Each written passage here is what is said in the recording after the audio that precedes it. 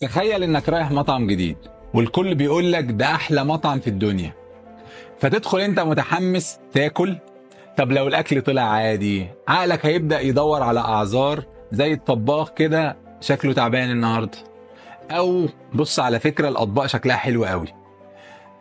المطعم برضه مستواه جميل، برضه مستوى تاني، فانت بتعمل التوقعات اللي انت مريت بيها ديت، اسمها الاكسبكتيشن بايس.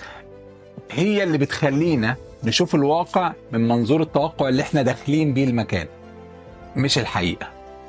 او انت حتى بتتسوق لما تشتري منتج غالي، تيشيرت بقى او برفيوم او اي حاجة من الحاجات دي من علامة تجارية مشهورة، انت هتقتنع انه افضل من اي حاجة تانية حتى لو جودته كانت مش حلوة او حتى زي الحاجات الرخيصة.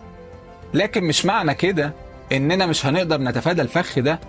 اول خطوة تعملها انك تفكر بوعي شوية، راجع التوقعات اللي انت داخل بيها المكان قبل ما تحكم. ثانيا والاهم، انك تجرب بنفسك وتحكم بنفسك، ما تعتمدش على كلام الناس.